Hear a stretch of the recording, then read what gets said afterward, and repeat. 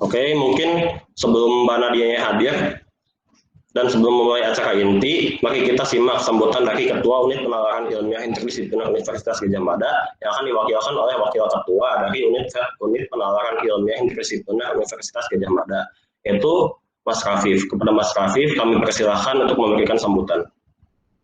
Oke, suaraku masuk kan, Farhan? Oke, Ya, assalamualaikum warahmatullahi wabarakatuh, Dia. teman-teman. Selamat pagi dan salam sejahtera untuk kita semua. Saya di sini selaku Wakil Ketua UPI Interdisipliner UGM yang kebetulan ketua kami berhalangan hadir untuk memberikan sambutan, jadi saya mewakili di sini. Sebelumnya, yang terhormat Mbak Nadia Anggraini selaku pembicara dalam pelatihan ini, kemudian yang saya banggakan panitia dan seluruh panitia dan moderator yang telah membuat acara ini sehingga berjalan dengan lancar, dan teman-teman yang sangat saya apresiasi yang telah hadir dalam pelatihan di pagi hari ini. Baik teman-teman, mungkin tidak banyak yang akan saya sampaikan dalam sambutan kali ini. Saya ingin mengucapkan terima kasih sebesar-besarnya kepada pengisi acara Mbak Nadia Anggraini karena telah meluangkan waktunya, meluangkan ilmunya untuk berbagi terhadap kita semua tentang pelatihan paper, kemudian juga kepada seluruh panitia yang telah selama ini saya melihat sendiri bekerja keras untuk membuat pelatihan ini berjalan lancar seperti yang kita saksikan sekarang ini, dan juga teman-teman peserta yang tidak lupa saya apresiasi setinggi-tingginya karena telah meluangkan waktunya, karena telah memberikan waktunya untuk belajar mengenai pelatihan paper di pagi hari yang sangat cerah ini. Mungkin di tempat teman-teman ada yang hujan, itu berarti tidak cerah ya. Untuk itu, sebelum saya mengakhiri sambutan ini, sebagai informasi, jadi pelatihan paper ini dilaksanakan oleh salah satu organisasi atau unit kegiatan mahasiswa di Universitas Gadjah Mada yang bernama Unit Penalaran Ilmiah Interdisipliner atau UPI, UPII UGM. Jadi sebagai informasi, selain pelatihan paper ini, dari UPI UGM juga akan mengadakan sebuah diskusi interdisiplin. Jadi di tanggal 30 besok akan mengadakan diskusi. Jadi teman-teman yang mungkin lumayan tertarik mengenai new normal tentang ekonomi di masa pandemi ini, bisa daftar di diskusi tersebut, bisa dicek saja di Instagram UPII_UGM. Ya, baik. Mungkin tidak akan banyak yang saya sampaikan, itu saja. Saya ingin mengucapkan selamat menikmati ilmu yang akan diberikan, selamat belajar, dan harapannya semoga ilmu yang didapatkan teman-teman pada hari ini bisa bermanfaat bagi teman-teman ke depannya dalam hal pelatihan esai dan pelatihan paper, dan bisa mengenal lebih jauh mengenai paper itu sendiri. Baik, terima kasih. Wassalamualaikum warahmatullahi wabarakatuh. Baik, terima kasih atas sambutan yang telah diberikan oleh Mas Rafif selaku Wakil Ketua dari Unit Penalaran Ilmiah Interdisipliner Universitas Gadjah Mada. Selanjutnya mari kita simak sambutan dari Ketua Penyelenggara kegiatan webinar pelatihan paper kali ini, yaitu kepada Mas Vincentius Advent. Kami persilahkan. Ya, suaraku jelas ya. Jadi selamat pagi teman-teman. Selamat pagi. Dan pertama aku mau ucapin terima kasih sama Mbak Nadia Anggraini yang sudah bersedia untuk meluangkan waktunya untuk bisa menjadi mentor buat kami semua bersama teman-teman di sini untuk kita bareng-bareng belajar paper, mengerti apa itu tentang paper, bagaimana teknis penulisannya, dan bagaimana strategi untuk nanti misal kita mau ikut lomba paper atau mau menulis paper lalu dipublikasikan dan sebagainya. Kalau aku lihat dari teman-teman peserta ini, kayaknya aku lihat banyak nih teman-teman yang sebelumnya sudah ikut pelatihan esai dari UPI, benar kan? Nah, artinya bahwa antusiasme peserta ini memang tinggi untuk ikut pelatihan paper ini. Kemarin ada sekitar lebih dari 150 pendaftar ya untuk pelatihan paper UPI UGM kali ini. Dan sekarang supaya tidak terlalu berkepanjangan, sebentar lagi kita mulai saja pelatihan paper kita kali ini. Silakan teman-teman bisa enjoy, bisa interaktif. Nanti kalau mau bertanya, tanya saja sesuai prosedur yang sudah disampaikan oleh panitia. Kita sharing-sharing di sini. Mungkin teman-teman juga ada yang sudah punya pengalaman ikut lomba paper, terus juga mungkin sudah ada yang publikasi, mungkin bahkan teman-teman sharing aja di sini, tanya-tanya bebas. Feel free to discuss di forum webinar pelatihan UPI UGM kali ini. Terima kasih teman-teman, selamat mengikuti pelatihan, sehat selalu dan semoga pelatihan ini bisa berjalan lancar, bisa bermanfaat untuk teman-teman semua. Terima kasih. Baik, terima kasih atas sambutan yang telah diberikan oleh Ketua Penyelenggara kegiatan webinar pelatihan paper kali ini. Oke, selanjutnya mari kita masuk ke acara inti, yaitu kegiatan webinar pelatihan paper. Kepada Mbak Nadia Anggraeni, kami persilahkan untuk memberikan materi.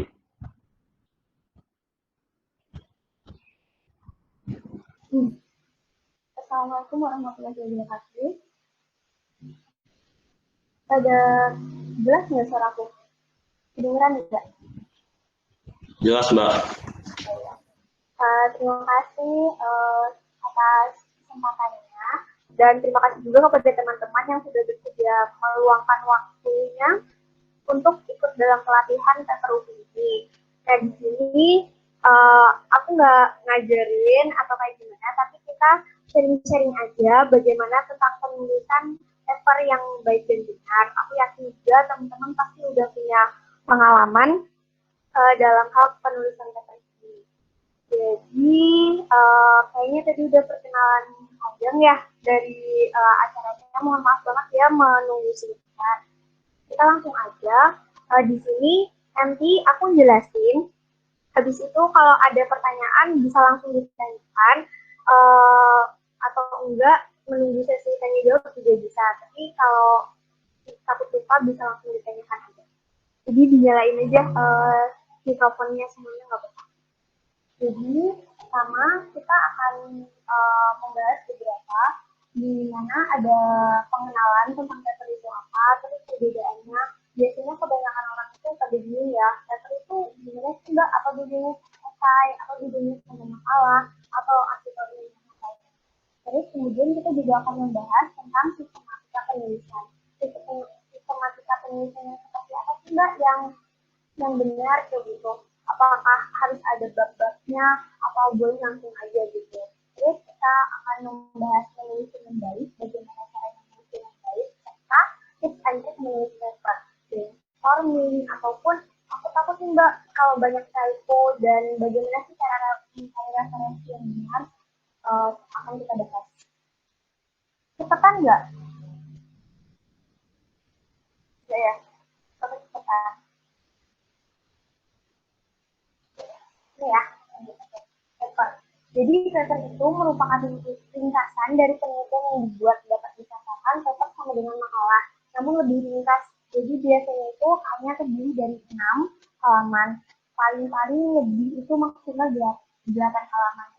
Sedangkan biasanya kalau makalah itu kan panjang ya, lebih banyak kayak gitu terdiri halamannya. Terus kalau esai, apa bedanya paper sama esai? Nah, kalau paper itu dia lebih spesifik nih membahas tentang topik atau tema yang kita bahas kayak gitu. Biasanya juga tidak disertai dengan argumen-argumen. Tapi kalau esai, nah esai ini yang disertai dengan argumen-argumen dari kita. Jadi maksudnya kayak ada argumen, terus kemudian ada memasukkan bukti-bukti pendukung. Nah, kalau di paper ini lebih syarat, lebih singkatannya lebih ilmiah lagi daripada esai. Ya. Nah, jadi jenis paper. Kalau berdasarkan bentuk, itu ada penelitian lapangan sama kajian literatur. Kalau penelitian lapangan ini maksudnya bisa kayak yang dari laboratorium, kalau itu dari sains, atau misalnya penelitian langsung ke masyarakat, itu kalau sosial. Kalau kajian literatur sendiri itu kita biasanya mengumpul banyak referensi-referensi, terus kemudian kita gabungkan untuk menjadi satu bahan diskusi dalam paper tersebut. Jadi kita mempunyai tema yang umum, yang besar, kita kumpulkan literatur-literaturnya, terus kita buat ringkasannya. Terus berdasarkan tujuan. Tujuannya itu ada tujuan penafsiran sama tujuan pemudahan atas suatu hal. Kalau tujuan penafsiran itu kayak kita menafsirkan sesuatu, misalnya kita mengambil tema tentang politik dinasti di Indonesia, misalnya kita kayak gitu. Kalau politik dinasti itu berarti kita menafsirkan, oh apakah ini terjadi sebuah politik dinasti di Indonesia, terus bukti-buktinya itu apa, konkretnya itu seperti apa gitu. Kalau tujuan pengubahan atas suatu hal itu berdasarkan ide. Jadi kita punya suatu masalah, terus kita punya ide, kita tuangkan dalam paper tersebut. Nah, dari situ kita berarti papernya berdasarkan tujuan mengubah sesuatu dan memberikan sebuah gagasan atau ide untuk menyelesaikan permasalahan tersebut. Lanjut, aspek penulisan paper. Nah, kalau aspeknya itu ada beberapa. Pertama, topik. Pastikan isi yang diangkat sesuai dengan tema. Biasanya sekarang kebanyakan temanya ada SDGs atau Sustainable Development Goals. Nah, itu disesuaikan banget sama tema, jangan sampai apa yang kita tulis itu tidak sesuai dengan tema. Jadi kayak ini adalah penglihatan awal dari reviewer untuk melanjutkan melihat isi paper itu atau tidak gitu. Ketika isi papernya misalnya tidak sesuai dengan tema, udah dari awal udah langsung dimikirkan gitu. Lanjut, mutu gagasan dan solusi. Nah, pastikan ide atau gagasan yang kita tawarkan itu nggak cuma kreatif dan inovatif. Nah, ini kalau masuk ke dalam paper yang kita tujuannya untuk merubah sesuatu atau memberikan sebuah masukan atau referensi terhadap suatu masalah. Nah, ide yang kita buat itu tidak jangan cuma oke, Mbak ini belum pernah ada idenya, Mbak ini inovatif banget kayak gitu. Tapi kita juga harus melihat aspek kebermanfaatan ide tersebut. Apakah idenya bisa diterapkan? Kalau bisa, langkah-langkahnya itu seperti apa? Nah, langkah-langkah itu juga nanti masuk ke dalam isi paper tersebut. Jadi nanti tidak masuk dalam pembahasan gitu. Gimana sih caranya kita mencapai suatu tujuan, misalnya untuk menyelesaikan permasalahan COVID-19 ini. Nanti kita sebutin langkah-langkahnya itu di pembahasan. Oh, pertama kita harus terbuka pemikirannya kayak gitu. Itu kita jelasin dan usahakan harus bisa dilaksanakan gitu. Jadi tidak ngawang-ngawang. Lanjut, data dan sumber informasi. Penyampaian sumber informasi sesuai sama acuan. Nah, data dan sumber informasi ini harus kita teliti, nggak boleh asal ngambil dari artikel yang sesuai, misalnya kayak dari berita-berita ataupun dari laman-laman yang dia bukan laman ilmiah, itu sangat dihindari. Jadi usahakan data dan sumber informasi yang kita dapat atau yang kita gunakan itu adalah sumber-sumber ilmiah dan pastikan terbaru. Kalau biasanya itu maksimal 10 tahun ke belakang. Jadi misalnya ini 2010, maksimal referensi yang kita ambil adalah tahun 2010 kalau bisa. Nah, kalaupun benar-benar emang nggak ada Mbak yang terbaru, ini sudah lama banget nggak pernah dibahas, baru itu boleh lebih. Tapi misalkan sisanya yang lain itu adalah informasi-informasi yang terbaru, karena kita tahu kan sumber pengetahuan ilmu itu pasti berkembang setiap tahunnya, bukan setiap tahunnya, setiap waktunya gitu. Jadi kita harus pandai-pandai mencari informasi yang terbaru, terkini, dan pasti aktual. Lanjut. Nah, ke sistematika penulisan. Sistematika penulisan dari paper sendiri itu sama, hampir mirip kayak artikel ilmiah dan karya tulis ilmiah lain, tapi itu perbedaannya ya tadi lebih singkat, lebih padat gitu. Itu diantaranya ada judul, ada abstrak, pendahuluan, penelitian terkait, metodologi, hasil dan pembahasan, kesimpulan, sama referensi. Nanti kita bahas satu-satu. Kalau suaranya nggak kedengeran atau ada yang mendem lagi, tolong Jen ya. Nah, ini adalah format penulisan atau template naskah dari paper biasanya. Jadi di sini ada judul, terus biasanya pasti di bawah tuh ada nama kita, nama penulis, abstrak, kata kunci, Terus ada intro atau introduction, metode yang kita gunakan, result, hasil, sama diskusi pembahasan. Konklusi atau kesimpulan, acknowledgement itu kayak apa sih yang bisa dikembangkan lagi, referensi, dan supplementary data. Data-data yang mungkin bisa jadi data tambahan dari paper kita gitu. Misalnya paper kita membahas tentang pendidikan di Indonesia. Oh, ternyata relate sama ada orang juga yang ngebahas gitu. Kita bisa nambahkan di supplementary data. Lanjut. Oke. Pemilihan judul. Pemilihan judul itu pastinya harus jelas, mudah dipahami, sesuai dengan maksud yang ingin disampaikan.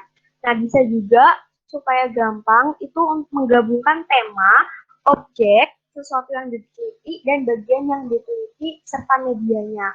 Itu supaya kira-kira jelas gitu, oh ini apa sih yang dibahas, apakah pembahasannya itu terkait tentang COVID-19 berdasarkan rapid test-nya kayak gitu. Maksudnya kayak kita harus menjelaskan secara singkat dari judul itu, tetapi langsung ke inti gitu. Jadi kayak ini ada contoh salah satu paper aku yang dimasukkan ke HISAS di Jepang.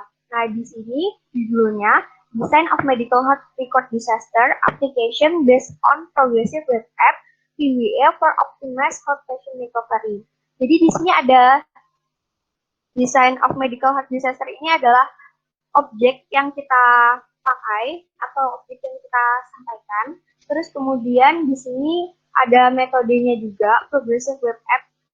Jadi kita juga bisa menyebutkan metode apa yang kita gunakan dalam paper kita itu, dan ini ada manfaatnya atau tujuan kita. Oh, ini optimalisasi data pasien. Jadi kayak harus mudah untuk dipahami dan pastinya juga harus menarik. Menarik itu caranya kayak gimana, Mbak? Jangan apa ya? Karena paper itu pasti bisa, paper punya tujuan masing-masing ya. Jadi ada yang papernya itu tujuannya untuk membuat apa namanya, suatu ide atau karya. Ada juga paper yang untuk membahas sesuatu saja kayak gitu. Jadi itu harus benar-benar ditekankan secara jelas, dan kita juga harus lihat instansi apa yang bakalan mereview paper kita.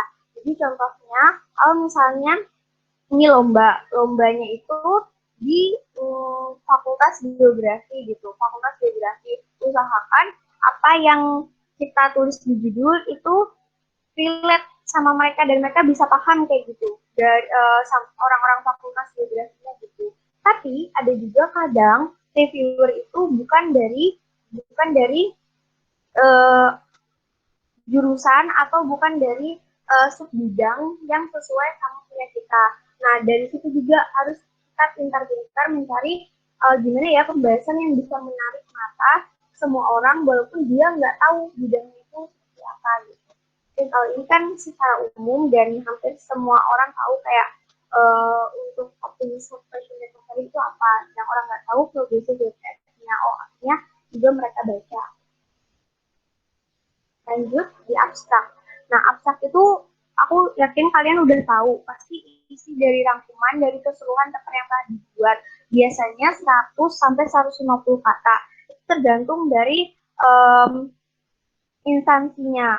Mereka minta berapa kayak gitu. Kita harus ngikutin. Nah, terus biasanya di abstrak jangan lupa juga tentang keyword atau kata kunci. Di sini memudahkan, misalnya nanti kalian ingin publish paper di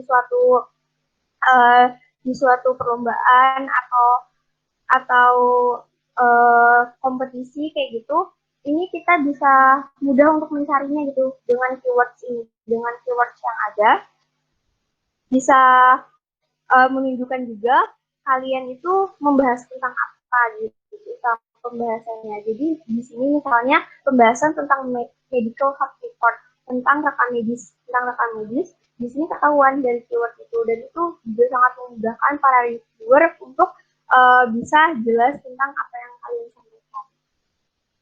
Lanjut, tentang pendahuluan. Nah, di pendahuluan ini adalah apa ya? Kalau abstrak tadi itu kayak eye catching-nya, pertama kali si juri baca kan pasti dengan cepat gitu dari abstrak itu harus jelas. Selain itu yang pertama yang kemudian langsung dilihat adalah pendahuluan. Di pendahuluan ini kebanyakan orang berbelit-belit gitu dalam membahasnya. Nggak boleh, harus jelas dan langsung berdasarkan inti yang pengen kita sampaikan gitu. Jadi ini di deskripsi yang jelas tentang permasalahan tujuan dari pembuatan paper tersebut. Contohnya, misalnya kita pakai yang gampang tadi SDGs, itu tentang education, tentang pendidikan di Indonesia. Itu nomor 4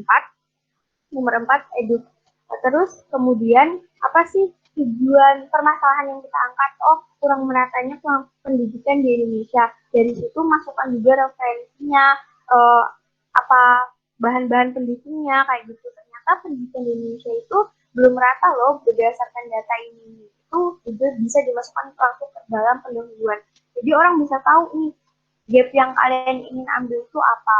Dan kemudian kalian memberikan tujuan untuk ternyata menyelesaikan masalah dari pendidikan yang tidak merata tersebut. Tunjukkan juga kenapa permasalahan itu penting, menantang dan menarik. Kayak, oh ternyata pendidikan yang tidak merata itu kan banyak, itu orang udah dibahas kayak gitu. Tapi kalian harus ngambil sesuatu yang apa ya, yang berbeda gitu. Jadi kayak misalnya pendidikan tidak merata diakibatkan karena alokasi dana BUS. Itu kan udah biasa banget gitu. Mungkin kalian bisa ngambil contoh pendidikan tidak merata karena ternyata itu permasalahan dari instansi-instansi terkait yang di bawah. Sebenarnya di atas itu sudah memberikan alokasi secara benar, tetapi ternyata yang salah itu adalah instansi-instansi yang paling dekat sama para pendidiknya itu sendiri gitu. Itu kayak, oh ternyata bukan tentang, kita tidak hanya bisa menyalahkan orang-orang yang di atas, tapi kita juga harus melihat bagaimana sih orang-orang yang langsung ke masyarakat itu bisa mengalokasikan dengan benar atau enggak gitu, sehingga pendidikan merata yang selama ini digaungkan itu bisa tercapai. Sedikit review singkat dan jelas mengenai penelitian sebelumnya, tadi udah dibahas, jadi kayak ini juga berdasarkan data yang kita ambil, pastikan aktual dan terbaru kayak gitu. Terus tunjukkan gap masalah yang ada pada penelitian sebelumnya. Nah, agar menjadi pernyataan kenapa kita melakukan penelitian tersebut, tadi kita udah dibahas juga apa sih yang membedakan, apa sih yang unik gitu. Tulis dengan jelas solusi yang diusulkan. Jadi kayak tadi misalnya solusi yang diusulkan adalah bagaimana kita membuat sebuah wadah untuk memantau para yang dinas-dinas terkait yang di bawah itu untuk bisa mengalokasikan dana BUS dengan benar kayak gitu. Kita bisa buat aplikasi tentang pantau BOS misalnya kayak gitu. Jadi ditulis jelas nama aplikasi kalian atau ide yang kalian sampaikan. Tuliskan secara global penemuan yang dihasilkan. Jadi membahas apa sih sebenarnya aplikasi itu, yang tadi aplikasi dana BUS itu secara ringkas aja, terus nanti baru dijelaskan di penjelasan. Tuliskan struktur penulisan offline, jadi buat offline juga. Jadi kayak apa sih yang mau dibahas-bahas selanjutnya kan? Outline yang supaya kalian tidak lari dari pembahasan kalian. Jadi kalau misalnya kita membahas tentang pendidikan, kita harus ngasih tahu, oh pertama secara umum pendidikan itu seperti apa, terus kemudian semakin mengerucut ke bawah lagi. Kalau pernah itu penulisan paper pasti tahu, jadi semakin ke bawah kita semakin lebih detail gitu. Jadi kalau pendidikan di Indonesia seperti apa, satu itu outline yang besar dulu, terus kemudian gimana sih permasalahan apa aja yang ada, dua, Itu yang kedua. Terus kemudian yang ketiga, terus permasalahan apa yang paling menimbulkan ketidaksesuaian gitu. Itu yang ketiga. Terus yang keempat mungkin bisa kayak tadi, oh ternyata bos, oh di bagian apa sih yang salah gitu. Jadi dia tetap terstruktur sampai ke bawah, sampai nanti ke hasil yang ingin kalian sampaikan, yaitu tadi aplikasi kalian gitu. Lanjut, penelitian terkait atau referensi yang dipakai, kayak aku bilang, harus dari sumber-sumber yang terpercaya atau sumber-sumber yang memang ilmiah. Jadi bisa pakai jurnal nasional atau internasional, artikel ilmiah, skripsi, tesis, atau disertasi juga. Kalau berita gimana Mbak? Kalau berita sebenarnya di paper itu kurang disarankan gitu ya. Kalau di essay mungkin masih boleh, kalau di paper usahakan semuanya itu ilmiah. Lanjut, metodologi. Nah, secara garis besar, metode yang biasanya digunakan itu kan kualitatif, kuantitatif. Itu pasti aku yakin semuanya kalian bisa tahu gitu.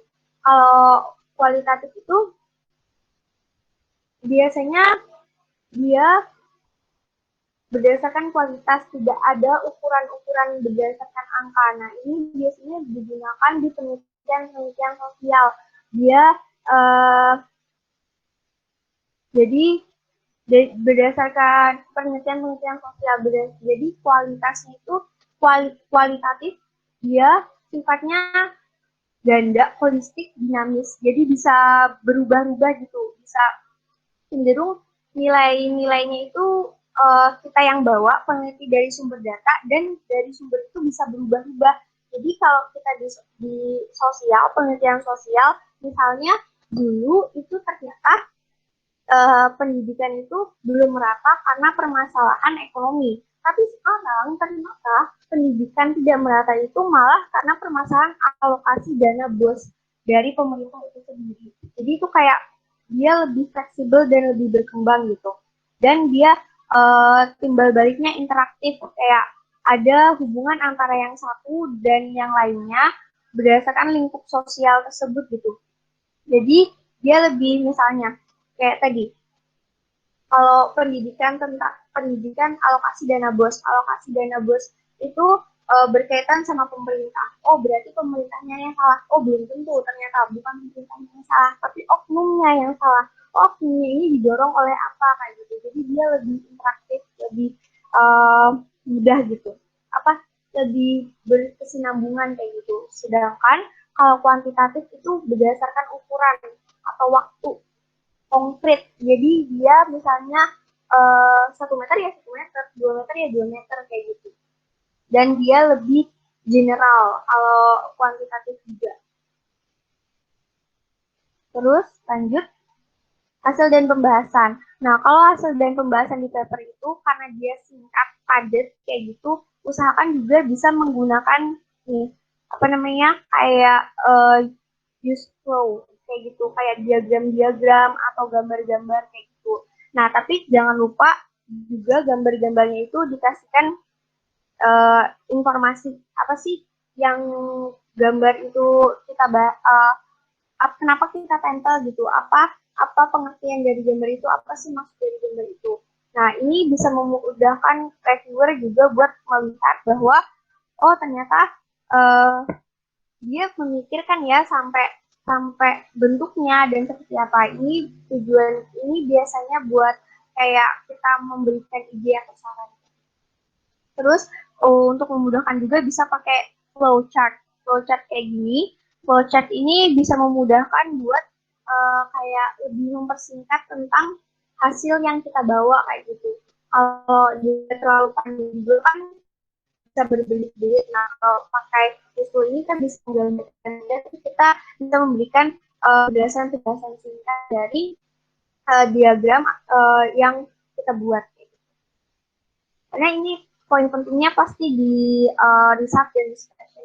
Nah, diskusi apa yang keluar dari paper ini, muncul dari paper ini. Contohnya kayak misalnya dari dana BOS tadi, ternyata kita bisa tahu nih sumber permasalahannya A, sumber permasalahannya B. Oh, dari situ kita bisa menarik sebuah benang besar bahwa oh ternyata dari pendidikan di Indonesia itu tidak semudah itu loh untuk menyebarnya, banyak hal-hal yang harus kita perhatikan kayak gitu. Contohnya kayak tadi, kayak dana BOSI itu bisa terselewengkan bukan dari pihak atas tetapi dari pihak bawah dari dinas itu sendiri.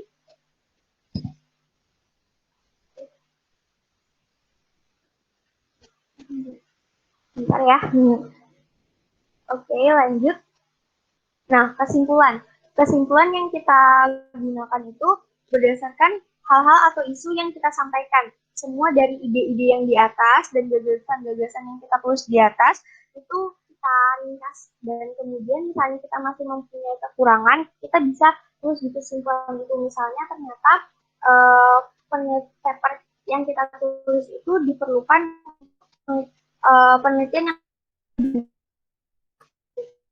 bisa jadi penulisan saran, dan saran ini biasanya lebih kayak saran-saran ilmiah, kayak oh ternyata kurangnya dalam hal misalnya dari penggunaan aplikasi ini masih gaptek kayak gitu, orang-orang masih gaptek, oh berarti nanti harus dicarikan solusi bagaimana sih orang-orang ini supaya bisa menggunakan aplikasi itu dengan mudah kayak gitu, bisa ditulis di sarana.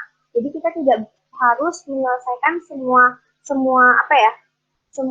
pembahasannya, tapi bisa kita masih bahas awalnya dulu, mukanya dulu, terus kemudian untuk pembahasan yang lebih lanjut itu bisa kita lewat penelitian selanjutnya kayak gitu. Nah, ini yang selanjutnya yaitu gaya penulisan naskah. Nah, biasanya ini banyak banget orang-orang yang kayak, oh penulisan naskahnya itu kayak apa sih Mbak, pakai huruf apa, terus bagaimana tentang penomorannya, terus bagaimana sih resolusi gambar atau objek yang supaya bisa jelas gitu. Nah, ini harus diperhatikan semuanya, tentang huruf, angka, tipe, ukuran, itu tuh harus diperhatikan, dan bagaimana dan format penulisan itu juga harus diperhatikan. Jangan sampai dari format penulisan aja itu kita sudah salah gitu, itu sangat sayang. Padahal ide kita udah bagus tapi ternyata format tulisan kita tuh nggak benar, dan sangat sayang banget gitu. Jadi ini harus diperhatikan.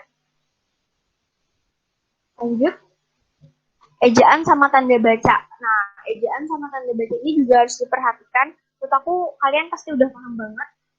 Kalau nggak, banyak referensi-referensi juga bagaimana sih ejaan yang benar. Bisa juga langsung cek di KBBI online gitu. KBBI online tentang ejaan kita tuh udah benar belum sih? Benar nggak sih kayak mengkritik itu apa pakai NG atau pakai N doang kayak gitu. Itu harus kita perhatikan juga kayak gitu. Tanda bacanya. Dan oh ya, lupa, kebanyakan biasanya entah di semua kedengeran nggak? Kedengeran Mbak. Jadi sempat hilang ya? Maaf banget. Iya. Jadi sampai mana ya?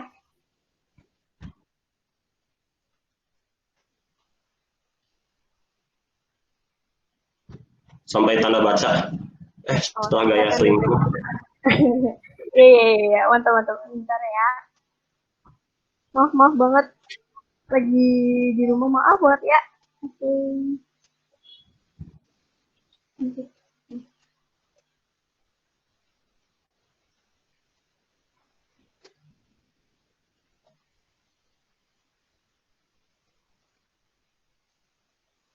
Iya, sampai selingkuh ya.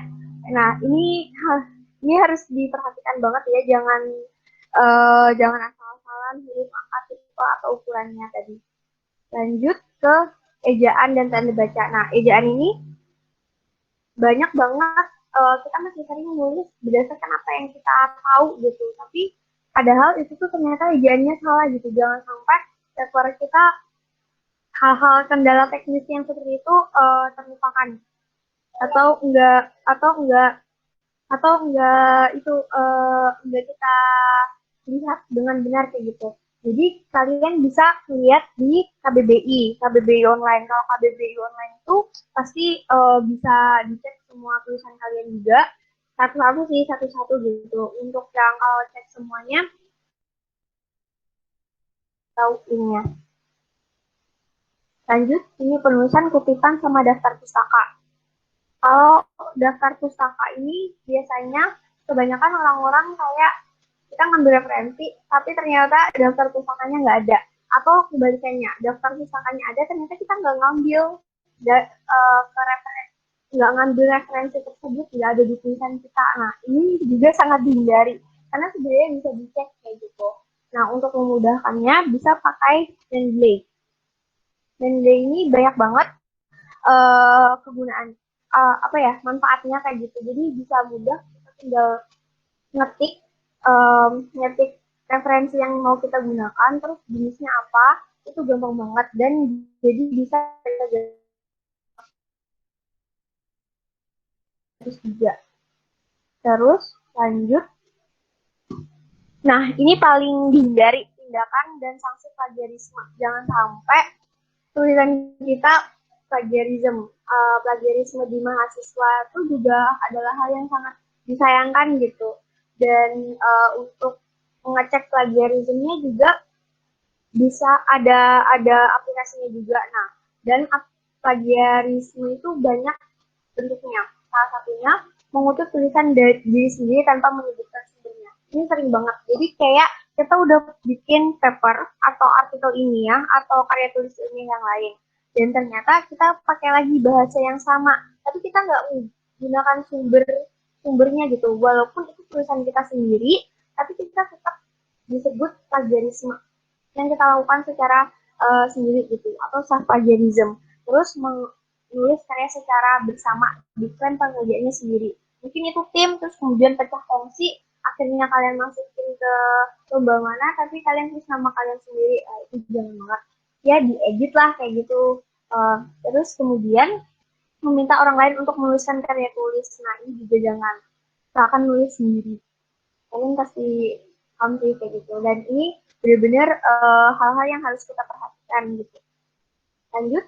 Referensi yang tadi aku kasih tahu banyak banget, bisa pakai Mendeley, Zotero, EndNote, bisa juga pakai Web Fortner atau Scheme, tapi biasanya yang paling sering digunakan itu Mendeley karena paling mudah. Kalau plagiarisme yang bisa dicek di Turnitin atau FlexScan atau pengecekan plagiarisme lain yang biasanya dia gratis. Itu dari sekolah atau universitas yang biasanya menyediain. Nah, untuk teks berbahasa Inggris sebenarnya nggak disarankan sih pakai Google Translate, bisa pakai Grammarly gitu. Grammarly itu juga bagus. Kalau Google Translate kalian harus cek ulang gitu ya. Untuk grammar yang untuk penulisan yang typo sendiri itu kalian juga bisa sih ngecek sebenarnya di Microsoft Word-nya itu sendiri. Jadi apa sih tulisan yang typo itu bisa dicek. Terus lanjut. Nih. Ini mungkin yang akan sering banyak ditanya tentang cara brainstorming ide. Aduh Mbak, aku tuh banyak banget idenya. Tapi sebenarnya aku bingung harus yang ditulis tuh kayak gimana. Terus atau enggak, aku Mbak nggak punya ide sama sekali. Tapi aku ingin ikut lomba dengan nulis paper. Nah, ada beberapa tipsnya. Pertama, ide itu dapat muncul dari mana aja. Jadi, kalian bisa nggak usah memikirkan hal-hal yang terlalu berat, tetapi hal-hal di sekitar kalian aja gitu. Misalnya ternyata tentang matematika ya, tentang matematika. Jadi matematika itu kenapa sih orang-orang susah untuk belajar matematika? Apa sih penyebabnya? Apakah memang otak manusia itu susah untuk menghafalkan angka atau kayak gimana kayak gitu? Terus ternyata kata kalian, oh sebenarnya enggak sih, mungkin matematika itu hanya mindsetnya aja yang itu yang salah atau keliru. Nah dari situ bisa menjadi sebuah ide tentang mindset masyarakat terhadap pelajaran matematika, misalnya kayak gitu. Itu yang simple gitu. terus catat. Jadi ide bisa muncul di mana aja, kapan aja, dan nggak terduga gitu. Jadi kalau misalnya tiba-tiba muncul ide, jangan dipikirin doang gitu, dicatat aja walaupun kalian nggak tahu gimana cara merealisasikannya. Jadi mungkin misalnya kalian lagi PKL nih, PKL misalnya di rumah sakit, terus kalian menemukan permasalahan bahwa pasien ini dia menunggunya terlalu lama, udah pakai ada bel dan segala macam, tapi tetap lama. Ternyata kesalahannya itu ada di petugas gitu. Kira-kira apa ya hal yang bisa kita lakukan mempercepat kerja petugas dengan suatu alat atau mungkin suatu kerja petugas yang baru. Tapi kalian belum tahu caranya kayak gimana. Yang penting udah muncul ide aja gitu. Ya udah nggak apa-apa. Nanti catatan kalian bisa kalian bawa ke teman-teman yang memang dia di bidang tersebut kayak gitu. Oh itu berarti bidang kesehatan. Ya udah aku nanya ke Mbak ini. Oh dia kan dokter kayak gini. Nah dari situ kalian akan dapat masukan-masukan. Nah kating-kating itu pasti nggak mungkin pelit. Pasti mereka akan memberikan masukan-masukan terhadap ide-ide kalian kayak gitu, nggak akan menyepelekan juga. Jadi jangan takut bertanya dan jangan takut kayak ide kalian itu terlalu gimana kayak gitu. Pokoknya tulis aja dulu. Nah itu lanjut ke diskusi tadi. Jadi misalkan kalian apa ya bisa cari-cari tempat belajar, cari-cari link kayak gitu yang mungkin sesuai sama ide kalian, kayak misalnya tentang perekonomian. Oh berarti aku harus cari teman-teman yang ada di bidang ekonomi kayak gitu. Dan kalau di kesehatan berarti di bidang kesehatan kayak itu harus pintar-pintar pintar-pintar cari teman gitu buat ajak diskusi dari ide kalian kayak gitu. Terus gunakan 5W+1H. 5W+1H itu kalian pasti tahu kan. Nah, dari 5W+1H itu biasanya dia akan menimbulkan referensi-referensi yang baru kayak gitu. Contohnya kayak tadi yang pendidikan BOS, pendidikan yang tidak merata karena alokasi dana BOS dari pemerintah yang di bawah. Nah, dari situ kalian bisa pakai 5W. Apa sih pendidikan yang merata itu kayak gitu. Pokoknya dari itu kalian bisa muncul ide-ide yang mungkin nggak kalian pikirkan sebelumnya kayak gitu dari penggunaan 5W+1H itu sendiri. Dan dari sini juga kalian jangan takut buat memulai atau tanya-tanya kayak gitu. Karena pada dasarnya kalau kita pinjam sendiri kan kita pasti nggak tahu ya ternyata itu idenya bagus atau enggak kayak gitu. Jadi pastikan kita harus berani dan berani untuk bertanya dan berani juga untuk menerima masukan terhadap ide kita. Mungkin ide kita terlalu tinggi banget, terus kita tanya nih sama orang yang punya keterkaitan terhadap bidang tersebut, dan ternyata katanya ini terlalu luas, lebih baik kamu kayak gini. Nah dari situ kita bisa dapat masukan insight yang baru untuk ide-ide kita. Lanjut, nah ini paling penting, pedoman penulisan, guideline. Dari tadi aku udah menyampaikan banget, guideline-nya itu harus kita baca benar-benar ketika kita ingin menulis paper. Jadi jangan sampai kita melewatkan guideline pedoman penulisan yang ada, sehingga paper kita itu jadi kurang benar itu formatnya. Nah ini format dan sistematika penulisan itu biasanya udah disediain sama instansinya, tapi kalaupun nggak ada, harus cari referensi dari tahun-tahun sebelumnya. Jadi misalnya kayak lomba HISA tadi yang di Jepang, dia udah disediain referensi tentang template dari papernya itu sendiri. Ketika misalnya nggak ada, kalian bisa nanya ke panitia. Kalau kata panitia bebas, nah baru mungkin kalian bisa cari bebas kayak gitu. Jadi biasanya selalu ada formatnya. Target penulisan naskah. Targetnya ini untuk apa kayak gitu. Jadi contohnya kalau di diksi dia lebih rinci terhadap penulisan sama formatnya. Nah, tapi kalau lomba biasanya itu juga mementingkan idenya itu apakah memang idenya baru atau modifikasi dan sebagainya kayak gitu. Tadi tulisan naskahnya harus diperhatikan. Kayak dia publikasi yang terkait siapa sih yang baca, siapa yang review, siapa jurinya kayak gitu. Jadi kalau ini bisa menjadi acuan kalian. Misalnya itu adalah lomba hukum, dosen hukum, oh berarti akan dititikberatkan di undang-undang kayak gitu. Nah itu bisa menjadi kayak tips and trick untuk kalian bisa membuat paper yang sesuai sama keinginan mereka kayak gitu. Oke, aku udah. Mari kita diskusi. Kalau ada yang kurang jelas atau aku kecepatan, mohon maaf banget. Atau ada yang ingin ditanyakan tentang hal-hal yang belum aku jelasin juga boleh banget. Oh ya, aku mau ngasih tahu tentang ada contoh.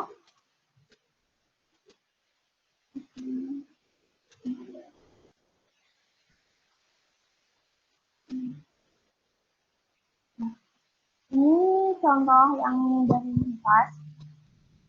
Ini contoh paper aku yang dari bisa emang bahasa Inggris kan gitu. Nah ini udah ada kataku apa namanya format penulisannya, ada abstrak, ada introduction atau pendahuluannya, dan biasanya kalau paper ini boleh pakai dua ya, pakai dua kali ataupun satu kayak gitu. Itu tergantung banget sama format penulisan yang disediakan gitu. Terus buat referensi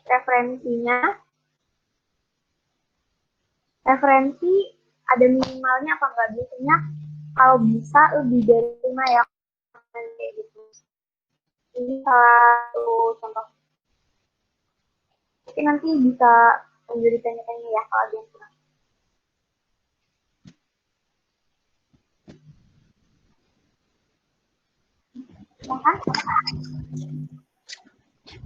Baik, terima kasih kepada Mbak Nadia atas penjelasan yang telah diberikan. Sekarang mari kita masuk ke sesi tanya jawab. Bagi yang ingin bertanya, boleh ditulis dulu ya di kolom komentar. Ini Mbak ada yang bertanya. Berapa lama sih buat Mbak sendiri buat paper itu? Berapa lama waktu yang diperlukan untuk membuat paper dari Mbak ya? Langsung jawab ya. Ya, oke. Oke, terima kasih Royhan Rohmadi Irwanto. Ya. Oke, biasanya kalau buat paper untuk aku sendiri, misalnya itu literaturnya banyak, mungkin perlu seminggu kayak gitu. Kalau dari aku sendiri itu juga kalau disambi-sambi ya, tapi kalau lagi kayak gini, lagi santai-santai itu mungkin 3 hari sama review tuh udah bisa kayak gitu. Jadi itu tergantung ya. Tapi nggak mungkin sehari, jadi jangan deadline. Kebanyakan biasanya kita udah nulis, terus kita baca ulang, ternyata tulisan kita itu ada yang apa ya, ada yang kurang atau yang tidak pas, atau ternyata referensinya itu masih kurang kayak gitu. Jadi otomatis jangan sampai misalnya ada lomba paper atau kalian mau submit paper, jangan 1 hari sebelum gitu. Karena kalau bisa kalian juga minta review ke teman yang lain, kayak teman-teman yang udah punya pengalaman di bidang paper gitu. Jadi kayak dia juga pasti mungkin ada kerjaan lain kan, nggak mungkin saat kita minta review langsung gitu. Jadi kalau bisa, kalau aku biasanya sih 5 hari atau seminggu kayak gitu untuk waktu yang oke-nya. Kalau mepet banget tidak disarankan. Lanjut. Kalau karena dia nulis papernya bersama dengan penelitian atau setelahnya. Biasanya, ini dari Farah Isna ini, biasanya setelah penelitian. Jadi kita tahu hasilnya dan apa mungkin kurangnya kayak gitu. Nah kalau ternyata penelitian kita kurang, mungkin bisa kita nggak teliti ulang sih, tapi tanya sama orang yang ngerti sama penelitian kita lebih baik kayak gitu. Kalau misalnya bersamaan dengan penelitiannya itu kayaknya agak susah ya, karena kita nggak tahu ya kesimpulannya itu seperti apa, terus kemungkinan referensi yang harus kita cari itu seperti apa gitu. Jadi kalau biasanya kalau aku itu setelah penelitian untuk mencari referensi-referensi yang sesuai juga kan itu juga perlu waktu gitu, berdasarkan dari penelitian kita. Oke. Oke. Dari Joanna Kristi Tantan. Kak, izin mau bertanya, untuk paper hukum biasanya nggak pakai metodologi, sepertinya perlu pakai metodologi atau bagaimana? Jadi, ya buat paper hukum atau paper sosial, kebanyakan juga metodologinya tidak kuantitatif atau kualitatif, tapi dia punya banyak,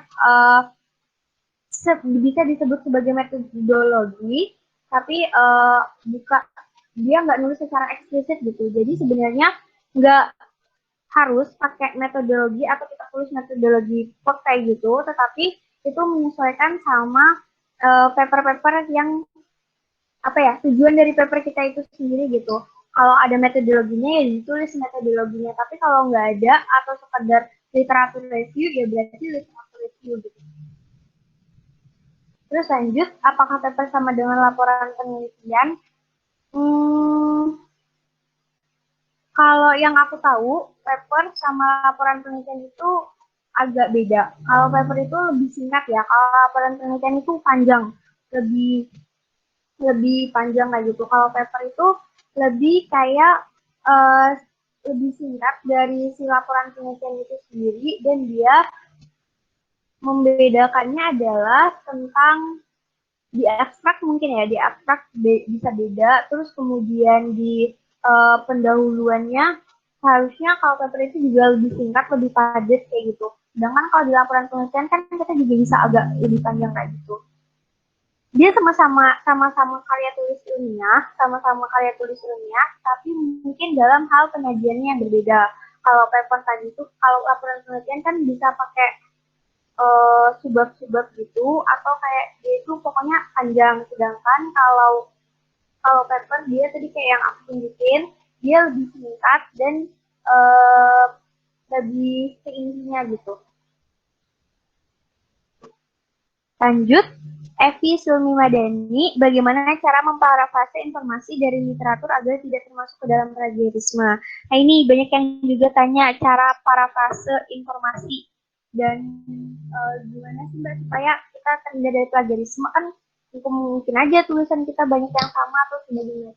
Gimana gitu. Jadi caranya adalah kalian harus banyak-banyak baca, perbanyak kosakata, dan mungkin misalnya nih kalau misalnya apa yang kalian cari referensinya itu pertama dia tentang pendidikan di Indonesia, menurut ini panjang gitu kan, kalian bisa balik kayak gitu. Jadi menurut ini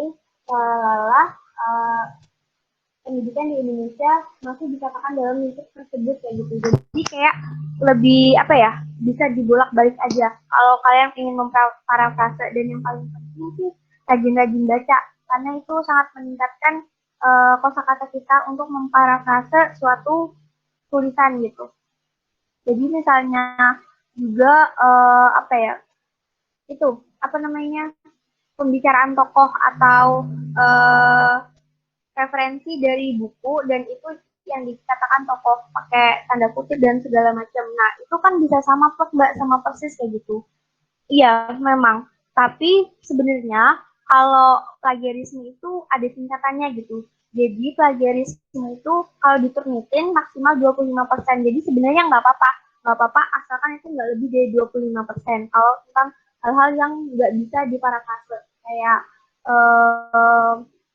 kesimpulan pendapat dari tokoh kayak gitu. Tapi biasanya kalau kalian ingin lebih bisa membuat paragraf itu lebih bagus gitu. Terus mendapat tugas dari kampus untuk membuat artikel referensi dan dipublis ke jurnal. Untuk artikel saya mengenai pendidikan, dan untuk rekomendasi tulis diminta 4-6 atau bisa ke jurnal univ lain. Dari Muhammad Mus'ab. Jadi Oke.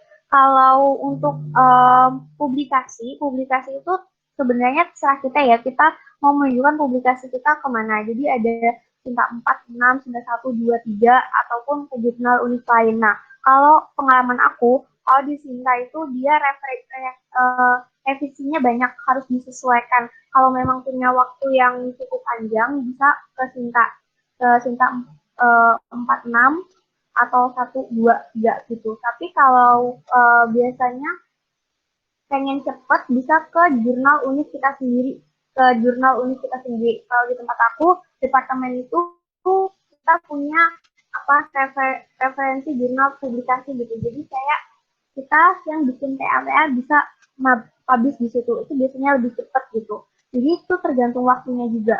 Karena itu tergantung waktu reviewnya juga. Harus ditanya. Kalau reviewnya ternyata sampai sebulan, 3 bulan, dan ternyata tugas kuliahnya itu mendesak, berarti harus cari yang dia ngeceknya lebih cepat kayak gitu. Yang seminggu atau 2 minggu bisa untuk dipublikasikan ke jurnal.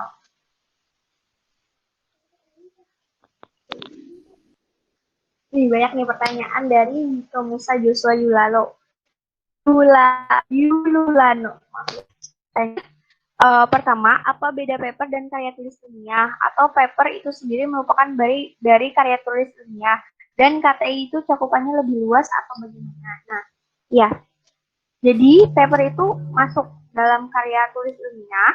Jadi, karya tulis ilmiah itu banyak ya. Ada skripsi, tesis, jurnal, itu termasuk juga dalam karya tulis ilmiah. Nah, paper itu adalah bagiannya atau jenisnya. Jenisnya itu berarti dia lebih spesifik ya. Yang lebih luas itu KTI. KTI itu luas. Karya tulis itu luas. Dan kalau paper itu dia lebih spesifik, lebih pendek kayak gitu. Kalau paper dengan jurnal penelitian atau beda.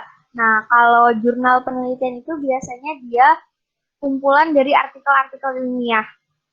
Atau kumpulan dari paper itu sendiri, itu jurnal penelitian. Kalau paper itu satu, kalau jurnal itu isinya adalah paper-paper gitu. Kalau di universitas, kalau mau buat jurnal harus buat skripsi atau tesis dulu, karena jurnal penelitian ada skripsi yang dipersingkat. Apakah paper juga harus dibuat skripsi yang panjang seperti itu dulu, atau bisa dibuat tanpa harus dibuat versi yang panjang? Bisa langsung pendek. Jadi ini kayaknya masih banyak yang bingung ya antara karya tulis ilmiah, skripsi, tesis, paper, atau mungkin laporan penelitian, atau laporan pengamatan. Itu masih banyak yang bingung ya. Jadi singkatnya, karya tulis itu yang kayak aku sebutin, karya tulis itu banyak. Nah, karya tulis ini itu bermacam-macam. Paper, jurnal, terus skripsi, tesis itu dia termasuk di dalamnya. Yang membedakan apa, Mbak?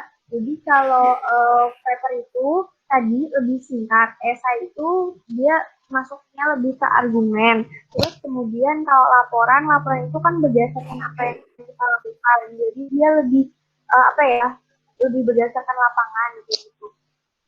Nah, kalau ini pertanyaannya dibuat panjang terlebih dahulu enggak? Jadi bisa langsung dibuat pendek. Oke, lanjut. Dita dari UGM izin bertanya, kakak pernah nggak nyari ide permasalahan atau topik yang akan diangkat melalui web dan sebagainya? Kalau pernah, boleh dikasih referensi. Oke, kalau ide dari web dan itu pasti pernah ya. Jadi aku biasanya dari sumber berita-berita, tapi itu nggak aku jadikan referensi untuk di paper aku. Kalau dia Liputan 6, Kompas dan sebagainya kayak gitu, menurut aku agak kurang ya. Kalau bisa itu dihindari. Nah, misalnya kalau di paper hukum mungkin itu menyantumkan berita-berita juga ya bisa. Jadi aku ngasih referensi, mungkin kita bisa kalau di luar dari jurnal ilmiah ya, itu bisa pakai CNN itu bisa. Terus kemudian web yang lain biasanya kalau teman yang di politik pemerintahan mereka dari web kementerian. Web kementerian itu juga bisa kita pakai. Lanjut, apa sih yang membuat spesial dibanding yang lain? Apa sih yang buat suatu penelitian bisa kualitas sehingga bisa masuk ke jurnal-jurnal top nasional atau bahkan internasional dari Alfian Hidayat. Nah, yang membuat spesial adalah tentang pertama kebaharuan dari ide. Kalaupun itu kalian dapat ide dari yang lain, maksudnya itu tuh udah ada, tapi kemudian kalian tambahkan lagi, itu udah termasuk kebaharuan. Dan kemudian penyelesaian masalah konflik itu sesuai sama tema. Jadi yang membuat spesial itu adalah bagaimana kita bisa menjelaskan paper kita dengan yang singkat itu dengan secara clear gitu, bisa clear gitu. Yang membedakan lagi adalah gaya kepenulisan. Jadi kalau penulisannya bertele-tele dan segala macam itu biasanya agak kurang disukai. Jadi harus singkat, padat, jelas, dan kemudian harus punya referensi yang bagus kayak gitu. Lanjut, Amadeo Boneneta Santosa tanya, buat pesan data dalam paper, apakah datanya harus murni dari kita untuk mengatasi masalah yang telah diungkapkan dalam paper, atau bisa merupakan gabungan dari penelitian dari jurnal-jurnal lain. Jadi bentuknya itu menciptakan solusi dari gabungan penelitian ilmuwan lain. Nah, ini boleh. Jadi ini masuknya literatur review. Jadi kalian ngambil literatur, banyak literatur, terus kalian review yang sesuai sama yang kalian inginkan. Terus akhirnya kalian menemukan kesimpulan atau konklusi yang oke dari penelitian-penelitian gabungan yang telah kalian kumpulkan tadi. Jadi nggak harus dari kita. Karena kalau kayak yang dari sosial ya, lebih yang ke sosial, itu biasanya lama ya penelitiannya, dan mungkin juga dan kita harus memerlukan waktunya itu sangat singkat, dan jadi kita harus tahu manajemen waktunya. Ini kalau penelitian dari jurnal lain, dari gabungan penelitian ilmuwan lain itu nggak apa-apa.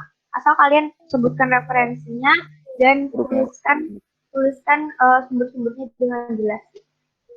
Lanjut, Egi Purnomo, nomor 1. Ide ada tapi, aduh, bentar ya, banyak ternyata namanya. Oke, menuangkan masih ide ada, tapi masih bingung. Karena kesulitan mencari referensi. Ketika kakak nulis, bagaimana mencari referensi? Apakah ada website khusus? Kalau website khusus, itu kayak yang aku sebutin tadi, mungkin kita bisa cari referensi itu dari Scopus atau Elvira. Tadi banyak banget ya.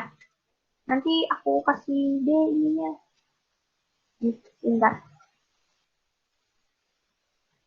Dari Elsevier, terus bisa dari Google Scholar, dari PubMed itu kalau yang buat medika, dari Web of Science itu juga bisa.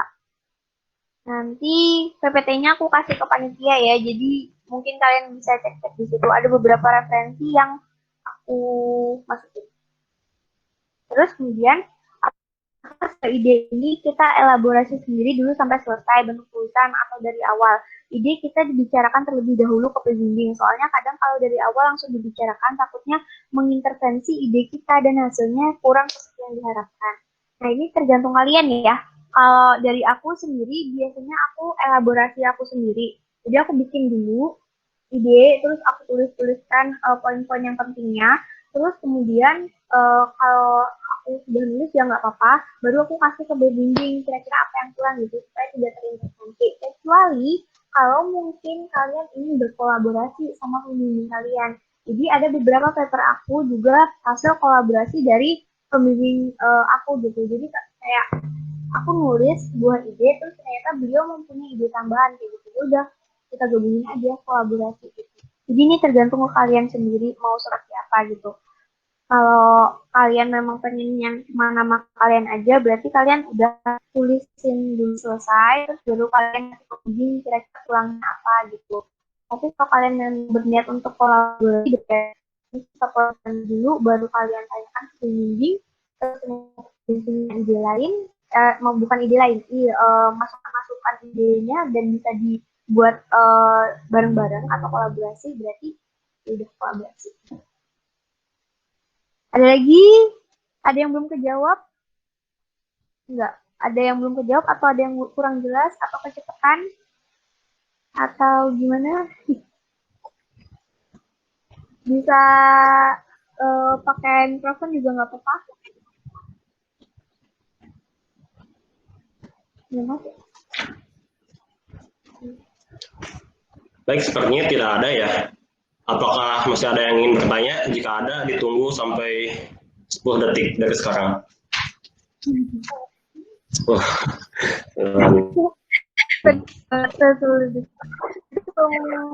pakai mikrofon juga nggak apa-apa kalau panjang nulisnya. yuk, yang mau bertanya mumpung masih di sini. Oke, terima kasih. Ini ada yang nanya, Kak. Baru Madeline Rosta Panjaitan. Bentar ya. Maaf ya, sebentar. Oke, jadi ada pertanyaannya, Madeline Rosta Panjaitan. Kak, kajian literasi pakai metodologi. Kajian literasi pakai metodologi nggak gitu? Kayak yang ini pertanyaan yang tadi ya, kalau di hukum kan nggak pakai metodologi Kak, berarti kita apa namanya itu harus kita tulis apa enggak kayak gitu. Jadi kajian literasi itu ya itu metodologi gitu. Jadi metodologinya adalah review, literatur review. Itu kajian literasi. Metodologi kajian literasi itu masuk ke dalam metodologi. Salah satu jenis dari metodologi itu kajian literasi atau literatur review. Gitu. Cukup jelas Kak, sangat bermanfaat. Terima kasih. Ada yang bertanya lagi atau ada yang kurang? Atau ada yang menurut kalian kurang pas gitu? Bisa kita diskusikan bareng-bareng. Ada yang kurang pas atau gimana? Bisa kita diskusikan bareng-bareng.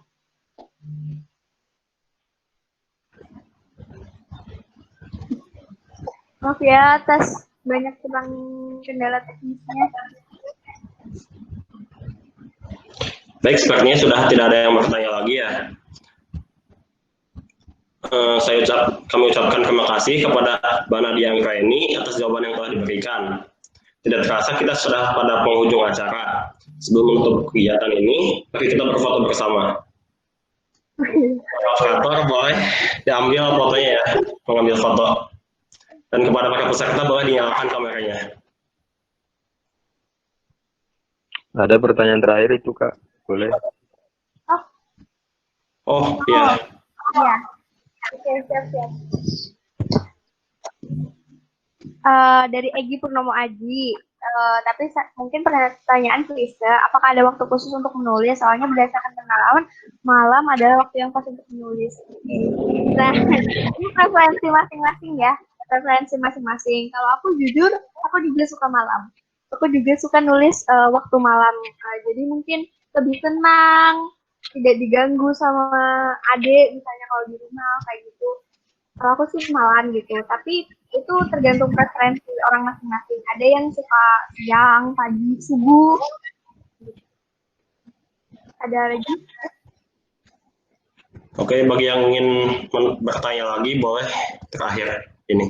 Oh iya, buat para peserta yang masih ingin mengikuti kegiatan webinar untuk selanjutnya, Unit Penalaran Ilmiah Interdisipliner Universitas Gadjah Mada akan mengadakan diskusi publik pada tanggal 30 Juni, lalu pelatihan bisnis plan pada tanggal 4 Juli, dan tinggal kalian pantengin saja IG-nya ya, untuk info selanjutnya juga. Jangan lupa share juga, ramaikan IG UPI. Oke, sekali lagi saya ucapkan terima kasih kepada Mbak Nadia sebagai narasumber yang telah bersedia untuk mengisi kegiatan webinar pada kali ini. Dan kami ucapkan juga terima kasih kepada para peserta yang telah antusias mengikuti kegiatan webinar pelatihan Bapak pada siang hari ini. Sekian dari kami. Wassalamualaikum warahmatullahi wabarakatuh.